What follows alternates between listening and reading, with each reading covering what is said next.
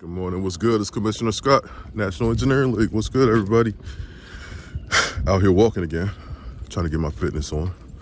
150 minutes a week, 6 bottles of water a day.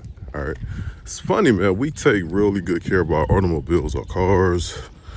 We put oil in them every 3 months, put transmission fluid in it, power steering fluid, brake fluid, refrigerant.